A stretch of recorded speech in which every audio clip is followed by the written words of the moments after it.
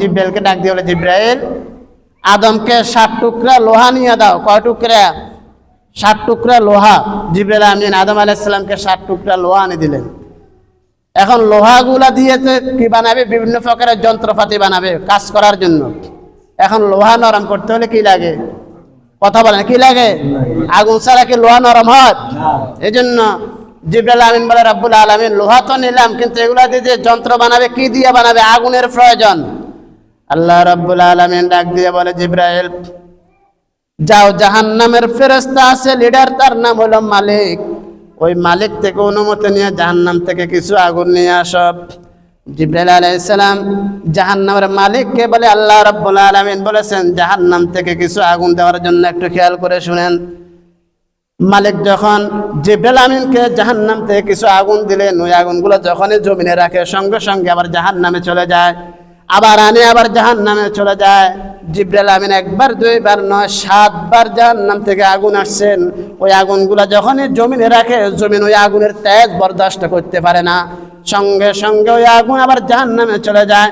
আল্লাহ রাব্বুল আলামিনকে জিব্রাইল বলেন, ও রাব্বুল আলামিন, একবার দুইবার নয়, জাহান্নাম থেকে আমি আগুন নিয়ে এসে 7 বার, কিন্তু এই আগুন যখনই জমির মধ্যে রাখে, ওই জমিন বরদাস্ত করতে পারে না, সঙ্গে সঙ্গে জাহান্নামে চলে যায়। আল্লাহ রাব্বুল আলামিন বলে, জিব্রাইল, তুমি ওই আগুন নিয়ে 7 সমুদ্রের পানি দিয়ে আগুনগুলোকে ভালোভাবে তুমি দ্রুত করো, তারপর ওই আগুনগুলোকে তুমি জমিনে রাখো। জিব্রাইল আমিন আল্লাহ রাব্বুল আলামিনের পরামর্শ অনুযায়ী জাহান্নাম থেকে আগুন নিয়ে 7 সমুদ্রের পানি দিয়ে ভালো করে ধুইয়া তারপরে জমিনে রাখলেন। তখনই জমিন বরদাস্ত করেছেন, ওই আগুনগুলো গ্রহণ করেছেন। একটু খেয়াল করছেন, সামান্য আগুন জমিন বরদাস্ত করতে পারে না, সে জাহান্নামে কে যাবে? কারা যাবে? মানুষও তো যাবে। জাহান্নামের আগুন, জাহান্নামের আযাব বরদাস্ত হবে, জমিন বরদাস্ত করতে পারতেছে না। এরপরে ওই আগুন দিয়া, আগুনের মধ্যে লোহা দিয়া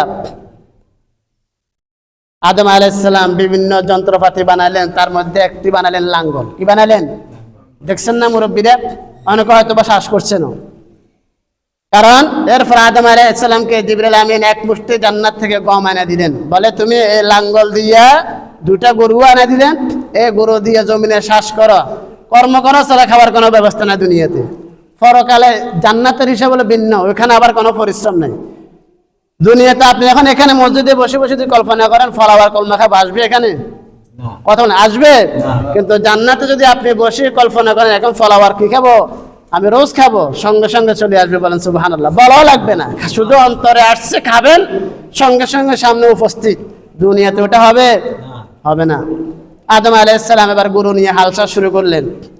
শুরু করতে করতে গরু 2টা চলাফেরা করতে করতে একটা আঁকা বাঁকা চলে। আদম আলাইহিস সালাম একটার ফিটে যখন বাড়ি দিলেন, সঙ্গে সঙ্গে সে আদমকে বলে, আদম, তুমি আমাকে মারলা কেন? তার মানে বোঝা যাচ্ছে গরু কথা বলতো। গরু কি বলতো? কথা বলতো। আদম বলে, তোমাকে মারবো না, কি করবো? তুমি আঁকা বাঁকা চলো কেন? ওই গরু আদমকে বলে, আদম, তুমিও তো জান্নাতে আঁকা বাঁকা চলো, ওখান থেকে বাইরে আসছো, অন্য দোষ কেন? বলো, নিজের দোষ আগে নিজে দেখো। আদম আলাইহিস সালাম লজ্জায় হালসাল বন্ধ করে দিয়ে বসে রইলেন। জিবরাইল আমিন আসিয়া বলে, আদম, বসে রয়েছে কেন? বলে, এই ঘটনা, বসে থাকলে হবে না, তোমাকে হাল শ্বাস করা লাগবে। আবার শুরু করলেন। এবার বাকি যে গরু ছিল, কাদের জোয়াল ছিল, সে ওটা বারবার ফালা দিয়ে, একটু হাঁটার পরে ফালা দিয়ে। আদম আলাইহিস সালাম তাকে একটা বাড়ি দিলেন। সে আকাশের দিকে তাকাইয়া 2 চোখের পানি ফালাইয়া আল্লাহ দরবারে বিচার দিলেন। আদম আলাইহিস সালাম ভয়ে হাল শ্বাস বন্ধ করে চলে আসলেন। কারণ একবার আল্লাহর অপরাধ, আল্লাহ কথা অমান্য করে 300 বছর পর্যন্ত কাঁদলাম, এখন যে গরু আবার বিচার দিয়েছে, না জানি আবার কোন অপরাধ হয়। জিবরাইল আমিন আসিয়া বলে, আদম বসে রইলে কেন? বলে, আগের কথা তো বললাম, এখন কারবার এই ঘটনা। জিবরাইল আমিন আল্লাহকে বলে, আল্লাহ, তুমি তো সব জানো, মনে হয় আদমের দুনিয়াতে শ্বাস মনে করতে পারবে না। গরু আর আদম মানুষের মধ্যে যে দ্বন্দ্ব, আল্লাহ তাআলা জিবরাইল আমিন করে, জিবরাইল, তুমি আদমকে বলো গরু দিয়ে হাল শ্বাস করতে, এখন থেকে গরু আর কথা বলবে না। বলেন সুবহানাল্লাহ। ওদিন থেকে গরুর জবান বন্ধ, ওদিন থেকে গরুর জবান বন্ধ। আদম আলাইহিস সালাম হাল শ্বাস করলেন, এক মুষ্টি গম ছিটাইয়া দিলেন, মুহূর্তের মধ্যে ওখান থেকে গাছের চারা উৎপন্ন হলো, ওখান থেকে শীষ বাইর হলো, ওখানে আবার মুহূর্তের ভিতরে গমের শীষ চলে আসলো, গম চলে আসলো, ওগুলা ফেঁকে গেল। জিবরাইল আমিন পরামর্শ, এগুলা কাটো। এগুলা কাটলেন, কাটার পর জিবরাইল 2টা পাথর আনি দিলেন, পরামর্শ দিলেন, ছড়া থেকে বাইর করলেন, গমগুলো আলাদা করলেন। এরপরে আম্মাজান হাওয়া আলাইহিস সালাম পাথর দিয়ে ফিসাইয়া আটা বানালেন। আটা বানানোর পর এবার ফানে দিয়ে সেগুলাকে কি দিলেন? খামির বানাইলেন। কেন? রুটি বানানোর জন্য। কিসের জন্য বলেন?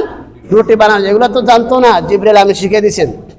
রুটি বানানোর পর এবার এই রুটি এগুলো তো আর কাঁচা খাওয়া যাবে না, যাবে? এবার আগুনের মধ্যে যখন সেক দিলেন, ওগুলো যখন মোটামুটি হলো, এবার এদের উভজনের মধ্যে এমন খিদের ভাব, সঙ্গে সঙ্গে নিয়ে খাবে ঠিক এই মুহূর্তে। জিবরিল আমিন বলে, আদম আস্তে আস্তে, এতদিন খাও নাই, এখন এত তাড়াহুড়া কিসের? অপেক্ষা করো, সূর্য মাত্র অস্ত যাচ্ছে। বলেন না সুবহানাল্লাহ। সূর্য অস্ত যাওয়ার পরে রোজার নিয়তে যদি ইফতার করো, দীর্ঘ 300 বছর পর্যন্ত যে উপবাস ছিলা, আল্লাহ তাআলা তোমার আমলনামার ভিতরে 300 বছর রোজা রাখার সওয়াব দিয়ে দিবেন। বলেন সুবহানাল্লাহ। আদম আলাইহিস সালাম আর আম্মাজান হাওয়া আলাইহিস সালাম সূর্য অস্ত যাওয়ার পরে খাইলেন। এরপরে জিবরাইলের পরামর্শ অনুযায়ী আরো 2 দিন রোজা রাখছেন। কয়দিন? জিবরাইল আমিন বলেন, তুমি যদি আরো 2 দিন রোজা রাখো, দীর্ঘদিন দুনিয়াতে থাকার কারণে তোমাদের দেহের ভিতরে ময়লা আবর্জনা, তোমাদের চেহারাটা কালো হয়ে গেছে, তা আল্লাহ রাব্বুল আলামিন এই রোজাগুলোর পরিবর্তে তোমাদের আগের সে জান্নাতে চেহারা ফেরত দেবে আর 300 বছর রোজা রাখার সওয়াব দিবে। এজন্য তারা আরো 2 দিন রোজা রাখলেন। মোট কয়টি রোজা? কথা বলে, কয়টি রোজা? এই রোজাগুলোকে হাদিসের ভাষায় বলা হয় আইয়ামে বীজ। কি বলা হয়? আইয়ামে বীজ। আমাদের দেশে মা বোনরা যে শুধুমাত্র শবে বরাতের সময় 3টি রোজা রাখে, এটা কিন্তু শুধুমাত্র শবে বরাতের সময় নয়, এটা প্রত্যেক চন্দ্র মাসের 13, 14, 15। কথা বলেন, 13, 14, 15 এই 3 দিনের রোজা, এগুলাকে বলা আইয়ামে বীজের রোজা। এই রোজা হযরত আদম আলাইহিস সালাম থেকে নিয়ে মূসা আলাইহিস সালাম পর্যন্ত প্রত্যেক নবী রাসূলের উম্মতের উপর ফরজ ছিল। কি ছিল? ফরজ ছিল। আমাদের উপর রমজানের রোজা ফরজ হওয়ার কারণে ওগুলা নফল হয়ে গেছে।